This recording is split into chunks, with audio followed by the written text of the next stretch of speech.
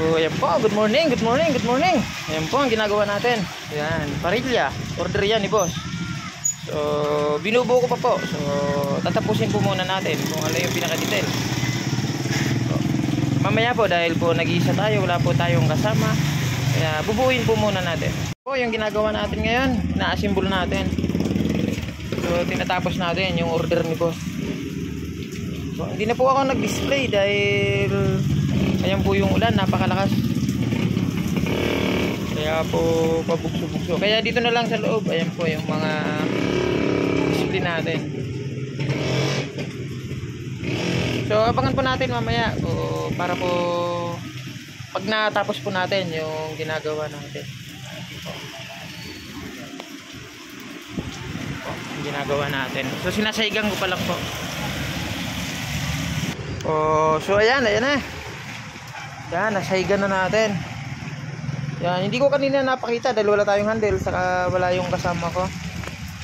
Ayan. Tapos may ginawa pa ako, lalagyan pa natin dito ng design sa gilid na yan. Tapos bapping. Ayan. Malaki sukat niya kaya maganda kahit na sa sasakyan o ano, pwede yan. Ayan. Dito lang yan, yung ginawa ko dito sa Rian Stainless. So antayin natin yung pinaka full pag nagawa na natin. So kakabitan pa natin. So finally, yan na po.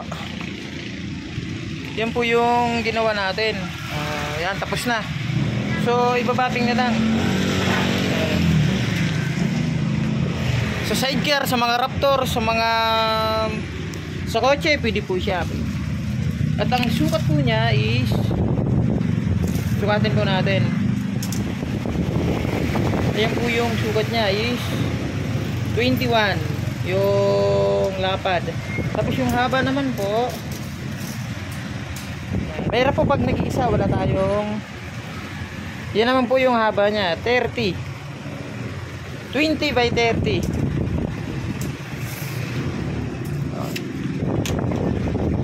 Ayan po yung pinaka finish product na ginawa natin. Yan.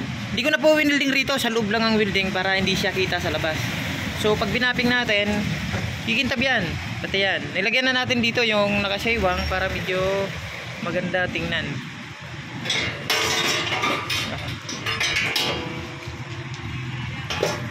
So ayan po yung forma niya. Yan. Yan ang forma niya. Yung sa ilalim. Matibay siya kasi puro naka-welding siya. Tapos naka full weld. Yan. Tapos matataba na rin yung shafting na nilagay natin. In case na kargahan man, eh okay lang. Ayan. So ayan po yung order ni boss na pinagawa sa atin. So siguro hindi siya pupunta ngayon dahil napakaulan ng panahon. Pero by tomorrow siya pupunta rito para maikakabit natin.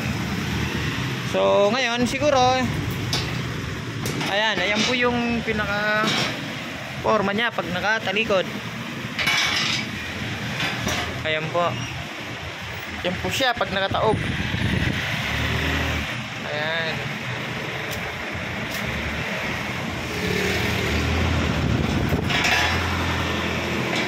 Ayan. Yan po. So ang ginamit natin dyan is TIG welding. Ayan. Ayan yung pinaka-forma niya. Yan na po yan, yung pinaka-forma niya. Ayan. So, ayan po. Ayan. Pag nakaharap siya. Ayan. So, maganda po yung yari nito. Ginaya ko lang siya sa picture. May nagbigay ng picture mula sa customer. So, ginaya ko. So, ayan. Ayan yung pinakalabas niya. So open po yan dito sa, available po pala yan sa ating Rian Stainless dito po.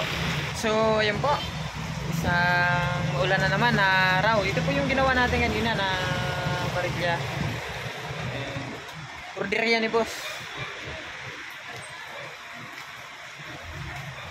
So ngayon ko lang natapos, ibabating na lang natin. Hindi na ako nag-display pala dahil ano umaraw, umuulan, kaya hindi ko na nilabas. Kasi nag-open lang ako. Yan. Kaya naging busy tayo dahil ito yung nasimbol natin. So okay na yan. Para sa atin. So tingnan natin yung pinaka ano niya. So ayan, pinaka finished product niya. Yan po yung mga display natin. Marami pong barilya na pagpipilian. Saka kung ano man po ang nais nyo, i-visit lang po kayo or mag-message lang kayo sa ating page o sa ating shop. Basta wag lang po natin kalimutan mag-subscribe at pag-follow na din po ang aking page. Ang Randy Silos TV at Randy Silos TV po ang aking YouTube channel. Ayan po. Maganda po yan. Yan po yung nauuso ngayon sa mga Raptor. Pero pwede na rin po sa mga sidecar nilalagay na rin. So yan po yung ano yan. Pag napapping po is maganda pong tingnan yan. Yan po mga parilya natin. Dito lang po yan sa Tabing Ilog. Barangay Tabing Ilog, Marilao, Bulacan. Yan po. Ayan po yung labas niya. Madaling hanapin. Yan po yan. Maraming salamat and God bless po. Mag-iingat po tayo parati. So, okay po. Bye-bye.